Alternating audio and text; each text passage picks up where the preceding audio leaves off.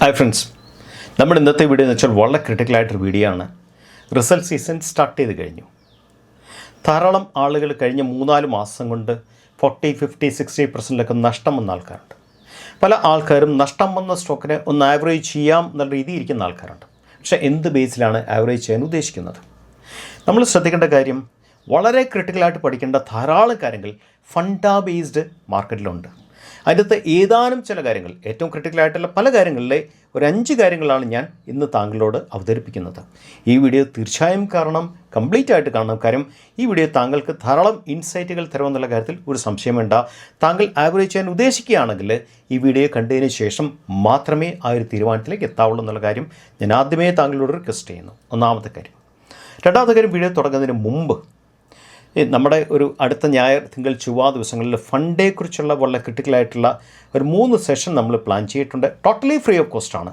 ധാരാളം ആളുകൾ എന്നോട് ലിങ്ക് റിക്വസ്റ്റ് ചെയ്തിട്ടുണ്ടായിരുന്നു. ഞാൻ എല്ലാവർക്കും ലിങ്ക് അയച്ചു കൊടുത്തിട്ടുണ്ട്.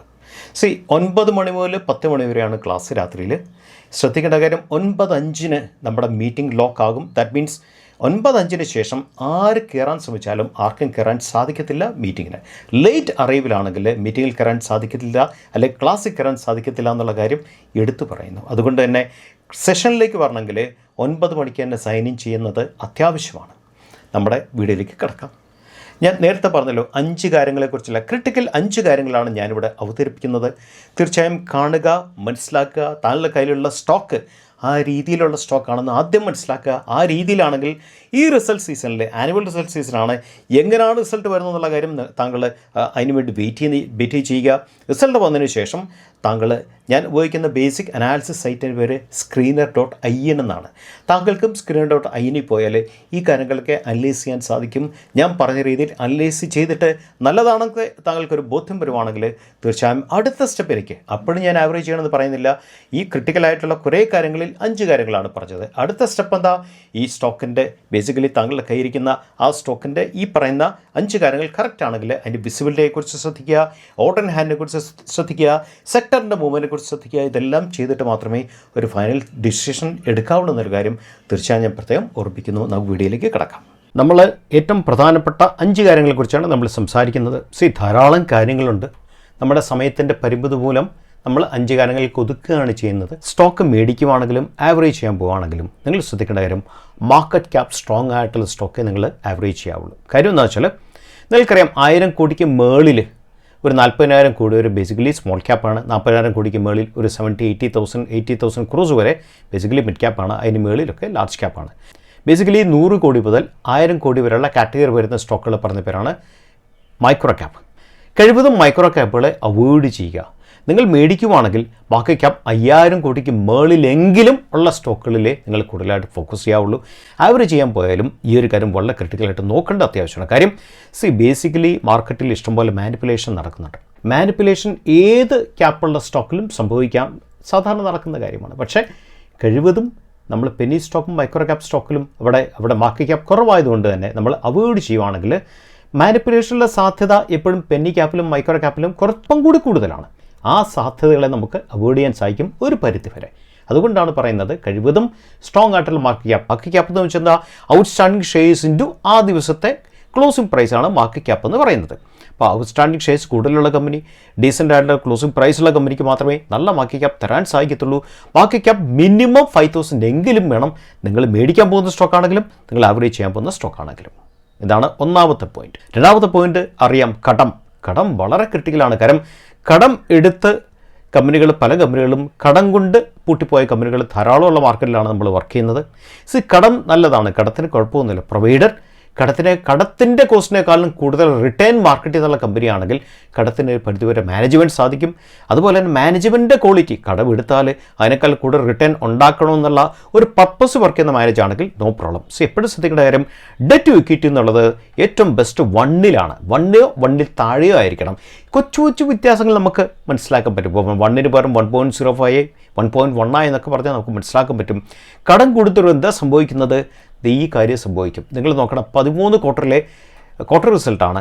സെയിൽസ് നോക്കൂ, സെയിൽസ് ഫിഗറാണ് മേളിൽ കിടക്കുന്നത്. എക്സ്പെൻസ് കഴിഞ്ഞിട്ട് ഓപ്പറേറ്റിംഗ് പ്രോഫിറ്റ് എന്ന് പറയുന്നത് ഫോർ എക്സാമ്പിൾ ഡിസംബർ 2024 ഈ കമ്പനിയുടെ ഓപ്പറേറ്റിംഗ് പ്രോഫിറ്റ് 457 കോടിയാണെങ്കിൽ ഇൻട്രസ്റ്റ് കൊടുത്തത് 222 കോടിയാണ്. നോക്കൂ, ഓപ്പറേറ്റിംഗ് പ്രോഫിറ്റിൻ്റെ പകുതിയോളം ഇൻട്രസ്റ്റ് കൊടുത്തു. സെപ്റ്റംബറിൽ 828 കോടി ഓപ്പറേറ്റിംഗ് പ്രോഫിറ്റ് ഉണ്ടായിരുന്നു. ആ സമയത്ത് 198 ക്രോസാണ് ഇൻട്രസ്റ്റ് കൊടുത്തത്. ഡിസംബർ വീക്കായി, കമ്പനിയുടെ പൊസിഷൻ വീക്കായി, ഇൻട്രസ്റ്റ് കൂടി എന്നുള്ളതാണ്. ഇങ്ങനത്തെ കേസുകളിലൊക്കെയാണ് നമ്മൾ വളരെ ശ്രദ്ധിക്കേണ്ടത് കമ്പനികളെ സെലക്ട് ചെയ്യാനായിട്ട്. നമ്മുടെ കമ്പനി ചെറിയ കടങ്ങളിൽ വ്യത്യാസമുണ്ടെങ്കിൽ ഫൈൻ, മനസ്സിലാക്കാൻ പറ്റും. 1 ആണ് ബേസിക് റേഷ്യോ. 1-നേക്കാളും താഴെയായിരുന്നാൽ ഏറ്റവും ബെസ്റ്റാണ്. 1-ന് പകരം 1.05 1.1 വരെയൊക്കെ നമുക്ക് പരിധിവരെ സഹിക്കാൻ പറ്റും, പ്രൊവൈഡഡ് ഓപ്പറേറ്റിംഗ് പ്രോഫിറ്റ് മാർജിൻ ഇവിടെ 68% വന്നിട്ട് പോലും ഇൻട്രസ്റ്റ് ഹ്യൂജായിട്ട് വന്നു എന്നുള്ളതാണ് മനസ്സിലാക്കേണ്ട കാര്യം. എപ്പോഴും ഓപ്പറേറ്റിംഗ് പ്രോഫിറ്റ് കൂടിക്കൊണ്ടിരുന്ന കമ്പനി വേണം നിങ്ങൾ പ്രാക്ടിക്കലി വർക്കൗട്ട് ചെയ്യാനായിട്ട്. OPM എക്സ്പാൻഷൻ സ്റ്റേബിൾ ആയിരിക്കണം, അല്ലെങ്കിൽ കൂടിക്കൊണ്ടിരിക്കണം. കടം എപ്പോഴും കുറഞ്ഞുകൊണ്ടിരിക്കണം. അതാണ് ശ്രദ്ധിക്കേണ്ട വലിയൊരു കാര്യം. അടുത്തത് കഴിവതും ഞാൻ വ്യക്തിപരമായിട്ട് നോക്കുന്ന ഒരു കാര്യമാണ് നിങ്ങളോട് പറയുന്നത്. ഞാൻ എപ്പോഴും EPSലെ ഗ്രോത്ത് നോക്കുന്നത് അതർ ഇൻകം ഇല്ലാതുള്ള ഗ്രോത്താണ്. അതർ ഇൻകം എന്ന് വെച്ചാൽ നമ്മൾ സ്ഥലം വിറ്റാലും അതർ ഇൻകമായി, അതല്ല. ഞാൻ നോക്കുന്നത് എപ്പോഴും കമ്പനിയുടെ ഓൺ പെർഫോമൻസിൻ്റെ ബേസിൽ, ഓപ്പറേറ്റിംഗ് പ്രോഫിറ്റിൻ്റെ ബേസിൽ വേണം EPSൽ ഗ്രോത്ത് വരാനായിട്ടുള്ള പോയിന്റിലാണ് ഞാൻ എപ്പോഴും വർക്ക് ചെയ്യുന്നത്. ഈ ഒരു പോയിന്റ് നിങ്ങളോട് പറയുന്നത് നിങ്ങൾക്കും തീർച്ചയായും ഈ ഒരു പോയിന്റ് കൺസിഡർ ചെയ്യാവുന്നതാണ്. എപ്പോഴും ശ്രദ്ധിക്കേണ്ട കാര്യം ഓപ്പറേറ്റിംഗ് പ്രോഫിറ്റിലെ ഗ്രോത്തിൻ്റെ ബേസിൽ വേണം EPS വരാൻ, അല്ലാതെ അതർ ഇൻകത്തിൻ്റെ ബേസിലാകരുത് എന്നുള്ള പോയിന്റിലാണ് ഞാൻ എപ്പോഴും വർക്ക് ചെയ്യുന്നത്. ഈ കമ്പനിയുടെ പ്രത്യേകത നോക്കൂ, നമ്മൾ എപ്പോഴും ശ്രദ്ധിക്കേണ്ട കാര്യം സൈക്ലിക്കാലിറ്റി അറിയണം. ഏത് സ്റ്റോക്ക് മേടിച്ചാലും സൈക്ലിക്കാലിറ്റി അറിയണം. നിങ്ങൾ നോക്കൂ, ജൂണിൽ ഓപ്പറേറ്റിംഗ് പ്രോഫിറ്റ് -2, സെപ്റ്റംബർ 9 ഡിസംബറിൽ 20 മാർച്ചിൽ 2020 36 വീണ്ടും ജൂണിൽ -0 സെപ്റ്റംബർ വീണ്ടും കൂടി, കഴിഞ്ഞ സെപ്റ്റംബറേക്കാളും ബെറ്ററായിട്ട് കൂടി, ഡിസംബർ വീണ്ടും കൂടി, കഴിഞ്ഞ ഡിസംബറേക്കാളും ബെറ്ററായിട്ട് കൂടി, മാർച്ചിൽ ടോപ്പായിരുന്നു 53 കോടി വന്നു, കഴിഞ്ഞ മാർച്ചിൽ 36 ഉണ്ടായിരുന്നുള്ളൂ. അതിൻ്റെ അർത്ഥം എന്താ? ജൂണിൽ ഇത് സൈക്ലിക്കലി വീക്കാകും, സെപ്റ്റംബറിൽ കുറച്ചുകൂടെ ബെറ്റർ ആകും, ഡിസംബറിൽ കുറച്ചുകൂടെ ബെറ്റർ ആകും, മാർച്ചിൽ ഈ കമ്പനിയുടെ ഫിഗർ ബെസ്റ്റാണ്. ഇനി ഇത്തവണത്തെ ഫിഗർ നോക്ക്, ഈ ജൂണിൽ എല്ലാ ജൂണിലും മൈനസ് ആയിരുന്ന ലെവലിൽ നിന്നും ഈ ജൂണിൽ പ്ലസ്സിലേക്ക് വന്നു. അതൊരു ഗ്രോത്തിനെയാണ് കാണിക്കുന്നത്. സെപ്റ്റംബറിൽ നോക്കൂ, കഴിഞ്ഞ സെപ്റ്റംബറിനെക്കാളും ബെസ്റ്റ് ഫിഗറാണ്. ഡിസംബർ നോക്കൂ, കഴിഞ്ഞ ഡിസംബറിനെക്കാളും ബെസ്റ്റ് ഫിഗറാണ്. അങ്ങനെ ആണെങ്കിൽ റീസണബിളി നമുക്ക് എക്സ്പെക്ട് ചെയ്യാം ഈ മാർച്ചിൽ റിസൾട്ട് നല്ലതാനുള്ള സാധ്യതയുണ്ട്. ഇതിനെ പറയുന്ന പേരാണ് സൈക്ലിക്കാലിറ്റി എന്ന് പറയുന്നത്. സാധാരണ സൈക്ലിക്കാലിറ്റി മനസ്സിലാക്കിയാൽ മാത്രമേ ഏത് സമയത്ത് സ്റ്റോക്കിനെ മേടിക്കണം, ഏത് സമയത്ത് സ്റ്റോക്കിനെ വിൽക്കണം എന്നുള്ളൊരു ഐഡിയ നമുക്ക് കിട്ടത്തുള്ളൂ. സാധാരണ വലിയ ആൾക്കാർ മാർച്ച് റിസൾട്ട് വന്നു കഴിഞ്ഞിട്ട് സ്റ്റോക്കിലൊരു ബൂം വരും, ആ സമയത്ത് സ്റ്റോക്കിനെ വിൽക്കുകയാണ് ചെയ്യുന്നത്. സാധാരണ റീറ്റെയിലർ ഇതറിയാൻ വരാതെ ആ ബൂം വരുന്ന സമയത്ത് സ്റ്റോക്കിനെ മേടിക്കാൻ ശ്രമിക്കും. അവിടെയാണ് റീറ്റെയിലർക്ക് ഏറ്റവും കൂടുതൽ പാളിച്ച സംഭവിക്കുന്നത്.